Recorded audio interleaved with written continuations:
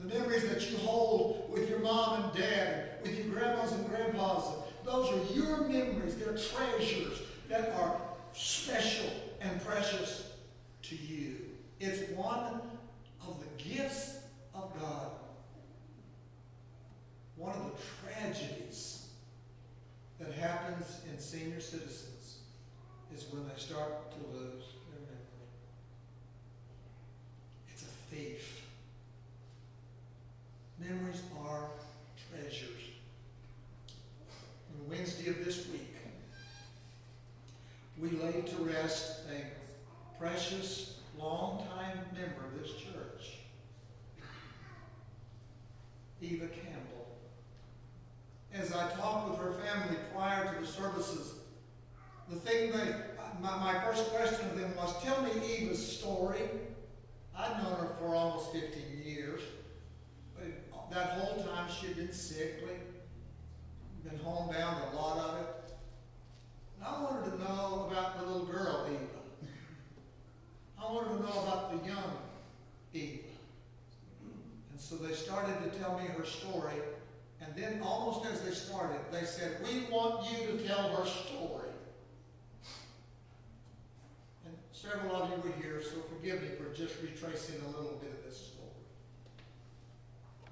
But when Eva was 4 or 5 years old, she was a coal miner's daughter up in the coal fields of Southwest Virginia. They lived out in the country. It was a lot of years ago, over 70 years ago. And Eva started having trouble with a tooth.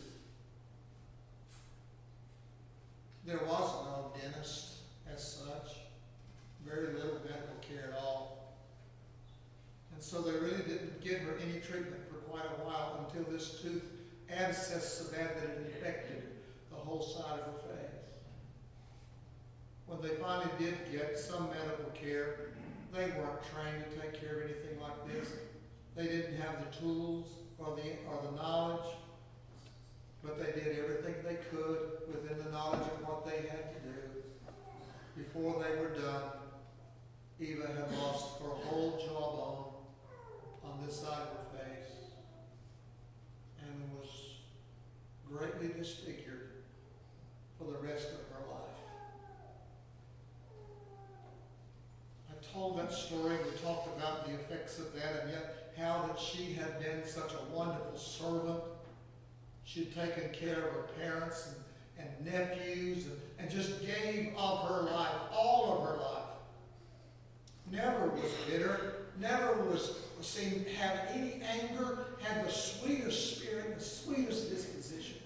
And just loved her church and loved her Lord. But I found something interesting in the meal we had later in the evening.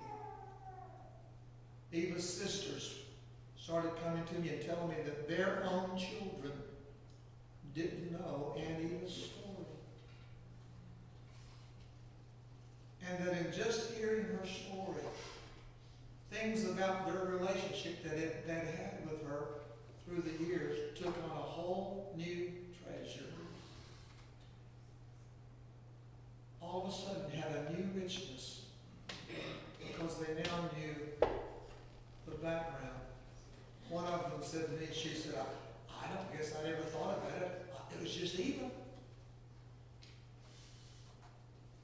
But the memory, the treasure, sometimes they are explanations of things that maybe we need to know.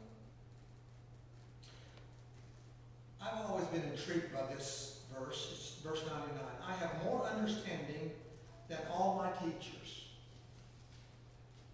For your testimonies are my meditation. Your testimonies also are my delight and my counselors. Let me tell you something, especially those who are still fashioning the choices of their life. Memories are great teachers. And this is the thing that we older folks struggle with because we want you to learn from our memories. How many times has your mom or dad said to you, I don't want you to have to suffer what I suffered. I want you to learn from my mistakes. Sometimes we can.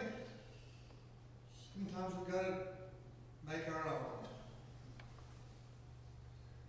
But I recommend to you to open your mind and to open your spirit to those who maybe have a few more memories.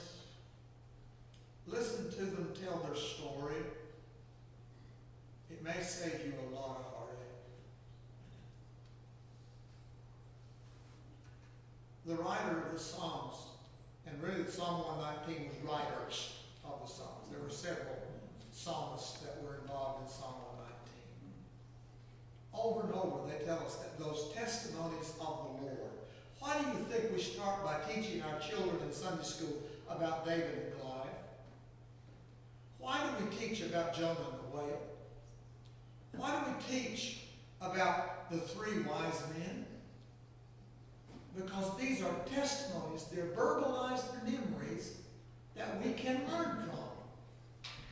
We don't have to be swallowed by a whale to know that rebellion will bring us heartache.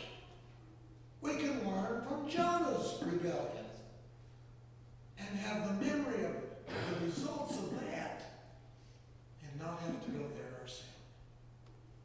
Memories are wonderful teachers. And further, I will speak of your testimonies before kings and will not be ashamed. Your testimonies which you commanded are righteous, which means true. Memories are true. And very faithful.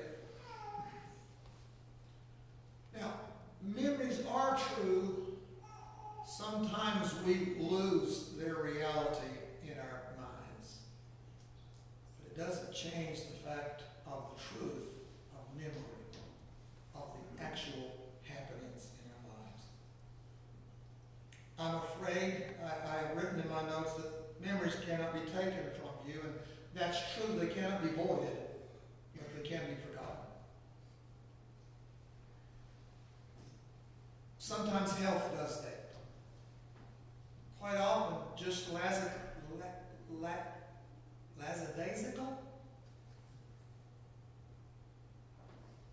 thinking will do that.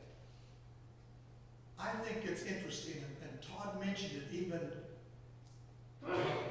in his time of communion this morning. The Lord ordained this with his disciples. And he said to them, as often as you take this, remember. Remind yourself. Remind yourself. One of the greatest treasures of the church is the memory of the cross. Don't forget it. Remind yourself. There are some folks that think we just get carried away having communion every Sunday. But I think it's a good thing to be reminded every time we gather on Sunday morning of the price that was paid for our salvation. Don't forget. I thought about my ways and I turned my feet to your testimonies.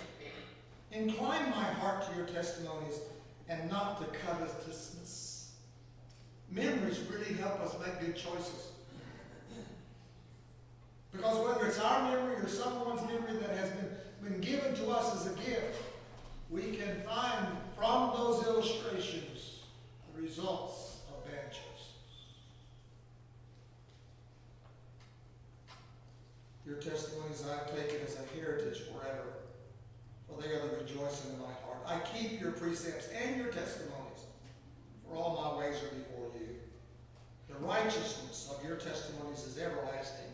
Give me understanding, and I shall live. Memories need to be guarded and preserved. Now let me give a little bit of something here that probably is not preachy as much as it's just, I want to encourage those of us who are aging. The treasure of our memories should not die with us. Some way, somehow,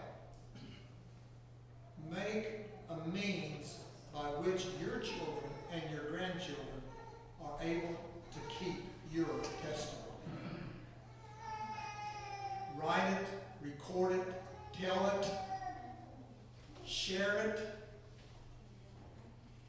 One of the things that I've done, and Todd has done a little more than I over these last few years, is trying to trace back my heritage. And I want to trace it back to the homeland. I've been told that I'm Scotch-Irish, whatever that means.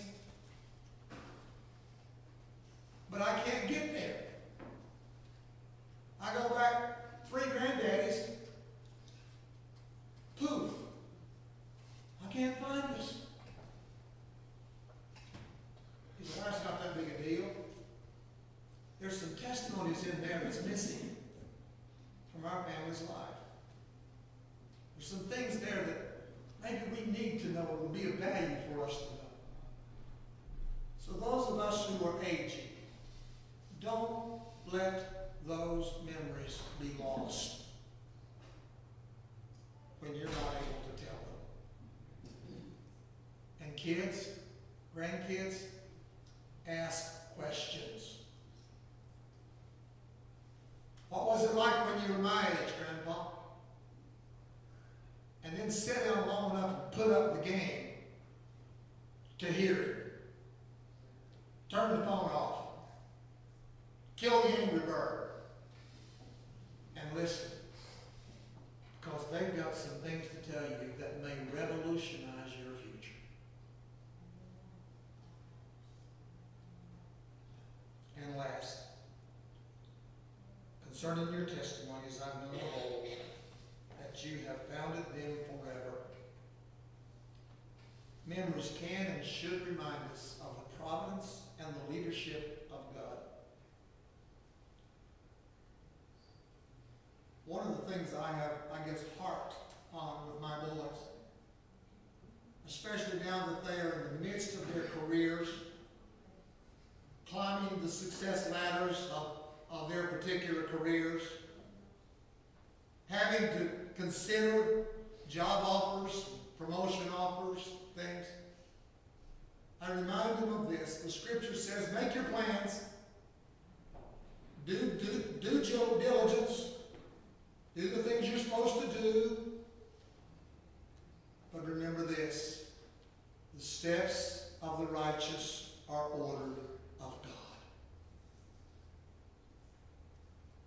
And I think that one of the great values to my sons is to hear my dad share with them how that in the process of his life, in his career, time after time, God opened doors. That God sovereignly made opportunity. I remember 1990, it's been about 1980 something, 6 or 7. I was here visiting, and I'm finishing, I promise. I was here visiting with my dad, and Dad had shared with me that the big boss of his company had passed away, and that would have been the next line for him, next position. But he said, but I'm not expecting an offer. There's never been a man as old as I that served in that position. And they'll bring a younger guy in. I know they will. So I'm not worried about it. We drove back, I think it was to Texas, where we were living at the time. There weren't cell phones. We had to wait to get home to get phone calls. And when we got home, there was the call from Dad that he had been given this job. And his answer, or his statement to me was, God opened a door and led me into this step. God made the way where there seemed to be no way. Memories can remind us of the providence, the leadership, the sovereignty, and the guidance of God.